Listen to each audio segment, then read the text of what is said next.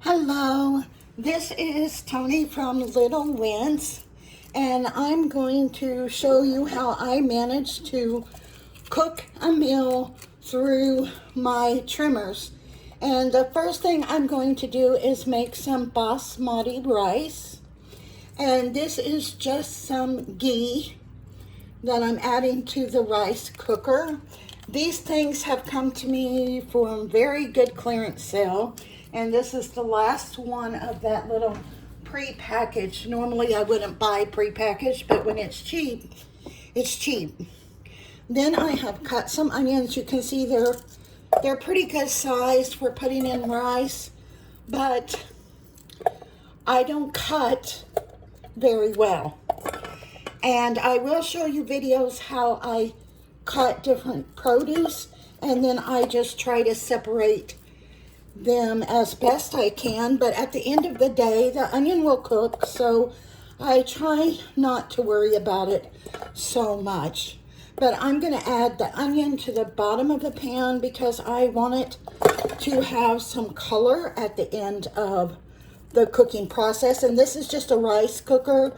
You can see it's well used, but you know it's still working, so I don't see a need to replace it. It does the job, so let it keep doing its job as long as it will. And I'm just separating those, and this is the last of the little onion we'll put in there. And then I'm going to add some bell pepper, and I'll show you this bell pepper is frozen. This is also something I got in clearance produce at the grocery store, where I got 3 bell peppers for 99 cents. I got a couple of bags of those. I didn't need them all at once, so I cut them. Again, they're in big chunks, but I did cut them and I froze them to use later, so you can save money doing those kind of things. And then the last, or not the last, but after I get my onions and my peppers layered in there, I'm putting in 1.5 cups of basmati rice. And then I have my seasonings here, which is a chicken biryani masala that I'm adding to the rice. I don't know if I held it long enough for you to see that. So I added 3 teaspoons of the seasoning mix because it can get very hot. And I've got salt and pepper in here. And I also have some Knorr chicken bouillon. This chicken bouillon I just got, I've been using it for years. I love the other ones. There's way better tasty ones, but better than bouillon. $6 for about 4 ounces, which is a 1/16 of this container. And I paid $6 for that container. So life on a budget, get what you get what you can afford, get what is best suited for your family.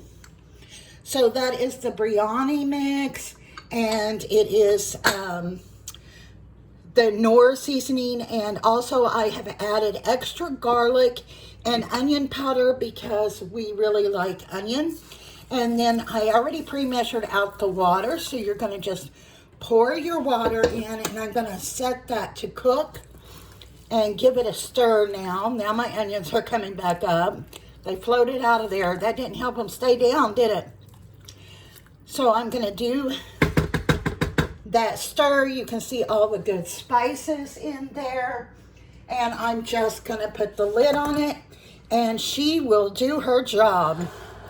Has the ghee in there, so we have a nice shiny rice.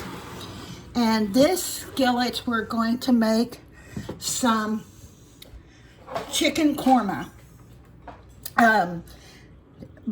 So I've already pre-cut the chicken and have everything sorted out, so you didn't have to watch all of that process. And I'm going to turn on the burner now and put these other dishes in the sink so I can move over the next ingredients.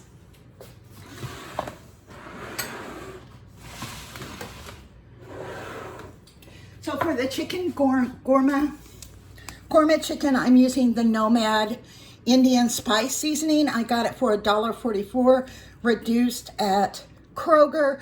My favorite place to shop is the clearance aisle when I first go into the store, to make sure I get all the things at a good price that I can, because we all need to save money. Okay, and this I'm putting in olive oil.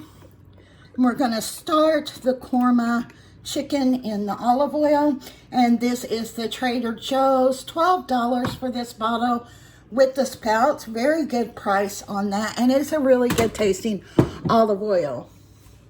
Again, it's not organic, but you get what's best for your family. We're just going to leave that to heat up a second, and we will talk about all the different things that we cook. Cooking for me, as I told you in previous videos, is something I've done all of my life. I love cooking, working in restaurants, decorating cakes, baking. I love these things. The problem is I cannot do them for long periods of time. Now, I prepped these items to cook for us, and then it took me over 40 minutes. And the reason why is because I have to sit down in between times. So I did sit down quite a bit, and I can see a little smoke coming off that olive oil. Now, this is the chicken breast, and what I've done is, Indian food has such a depth of flavor. I gave this all a sprinkle with some red wine vinegar. So this is the red wine vinegar, a Kroger brand. I just gave it a good sprinkle with this, and then I sprinkled it with the korma seasoning, and I'll just put that in the pan here, and we'll get some color on that chicken. Start searing it off and getting it ready. We'll give it a minute or two, and then we're going to add some onions. And it already smells good. That red wine vinegar will add a little sour tinge in the back. Even at a home cook or any cook, if you want to cook good food, you remember more than one profile: salty, sweet, savory. You have sour. So you try to add a little bit of different flavor profiles in your cooking, and that vinegar helps just to bring that chicken up to the next level. Just using a good sprinkle. Probably I used 3 tablespoons on the chicken, and I let it sit about 30 minutes at room temperature with the korma seasoning and the vinegar, the red wine vinegar, along with some, you can also put salt and pepper. I did add salt and pepper.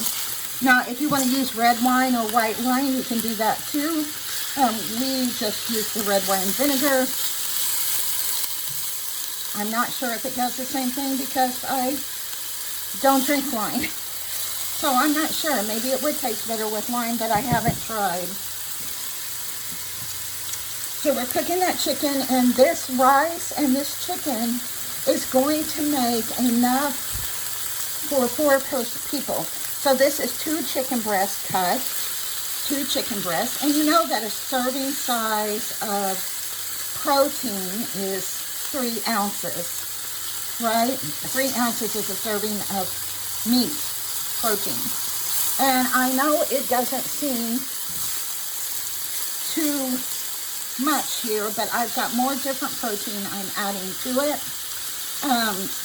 We are not, obviously not vegetarian in our house, but we do meatless, and we do cut back on meat products. And at current prices, cutting back on meat products is a very good thing to do. You know, prices are expensive, and if you can cut back some of your protein costs, it's good for the environment. It's good for the wallet. I'm not saying you can't eat meat. Some people do, some people don't. I don't have an opinion either way. That's your life and you do you. I do it to help. It helps our grocery costs and it helps the environment at the same time. So we do meatless meals during the week, and we do alternate protein sources. Now, I don't do the fake meats, and we try not to do a lot of processed food. And I feel like plant-based meat must be heavily processed to make a soybean taste like a hot dog. I think that is a lot of processing. So we try not to do processing. We do it, but we try not to do a lot of it. Okay, so now I've added some onions. Again, they're cut very big. They will cook, but I can no longer do a nice diced cook on onions. It's not something that I'm capable of doing anymore. So we're going to let that keep going for a minute. The color of that chicken is looking beautiful. It's almost done. And we're going to remove it when the onions start browning up for us. We're going to remove that chicken. And this is real time. I'm not speeding anything up, honestly, because I have no idea how to speed it up for you. I barely know how to get it onto YouTube in the first place, but eventually I think I can learn. So this is almost ready for the next step. I see those onions wilting, getting beautiful, and I will grab another bowl and a spatula. At this point, this is a hack. Now, you can take it out and put it in the bowl by dumping the pan. That's not something I can do. So, I am lifting the chicken out into the bowl by hand, a little at a time, because it's dangerous if I pick up the whole pan. So this is just a little hack that helped me to be able to cook more. See, it's helped me to be able to cook more because I thought to do stuff like this. Oh, I can move this way, or I can move this that way. It's helped me quite a bit. So I'm putting all this here in the bowl. Get it all out, and I'm going to turn my temperature down. Now, I told you I have trouble with knowing which burner is on, so I decided if I'm going to do a cooking hack, I was always going to do it where I'm only using one burner because I don't want to mess anyone up.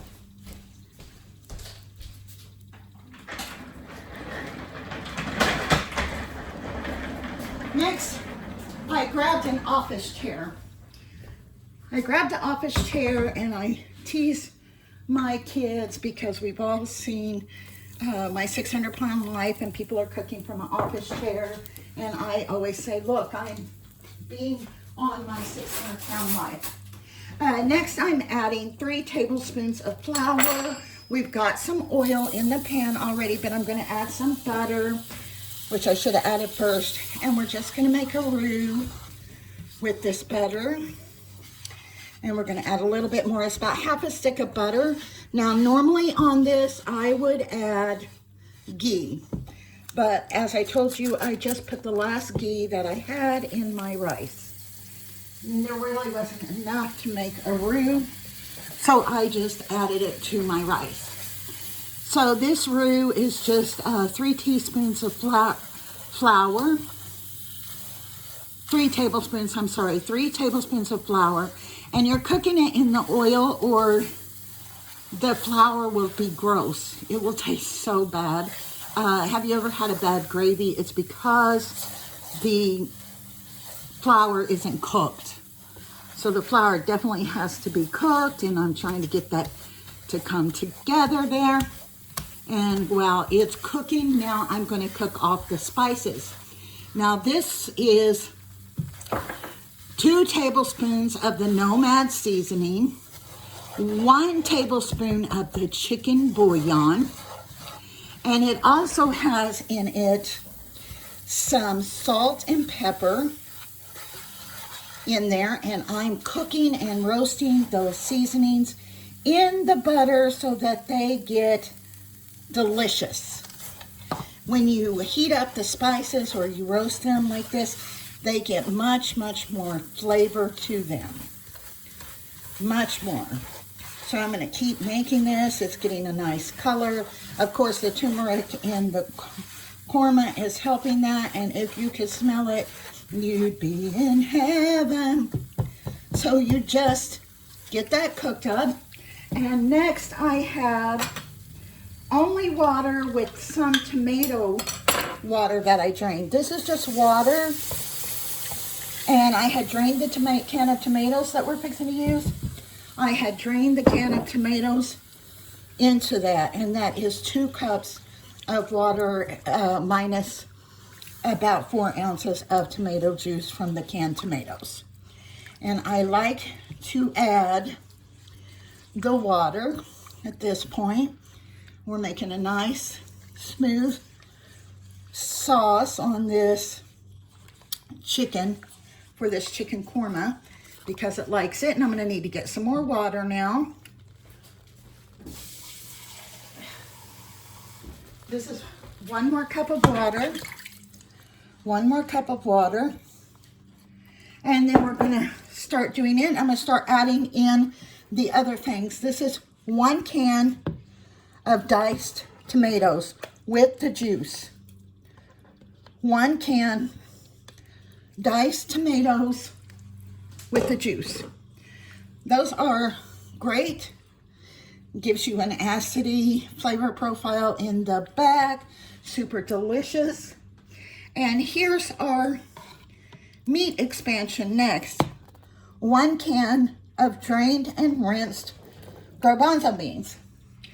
So garbanzo beans will add a lot of protein from a plant material at its rawest form. You know, it's just got salt. It's the ingredients for that can was garbanzo beans and a little bit of salt. So that's all it has, but they will add fiber and they will also add protein to the dish, and they help give a plant base to expand the chicken protein so that there is enough protein in this dish to go further. So then we just stir in that chicken, and we're going to let all of this start simmering together. And when it comes up to a simmer, I'm going to add some broccoli and cauliflower to the mix.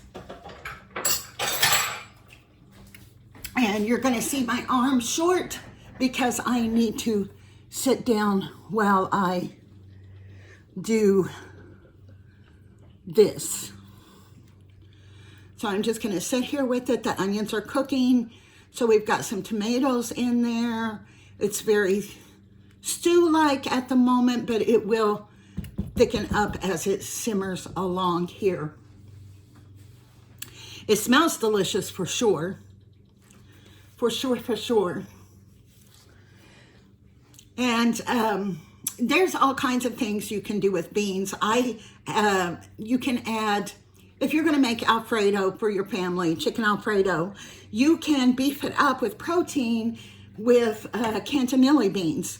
The cantanilli beans, the Great Northern beans, they don't absorb or change all the flavor in a dish.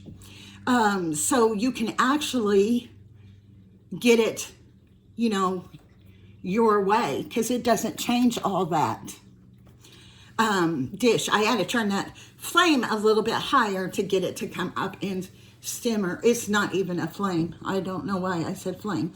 So there, we're coming up to our simmer there. And then we're going to stir our vegetable right in.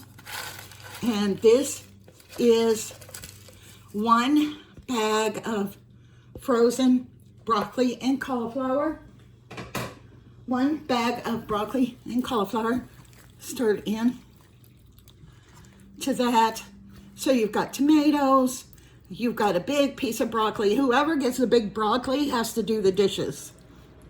So you get a big piece of broccoli in there, but you have broccoli, you have cauliflower, you have tomatoes, garbanzo beans, chicken, and onions in a delicious sauce that we made from water rather than heavy cream or something to give us a lot more calorie content and fat, because you already have the butter. You don't want to add heavy cream to it as well. So if you just let that simmer a little, it will thicken up for you, and it makes a great, delicious dish for dinner.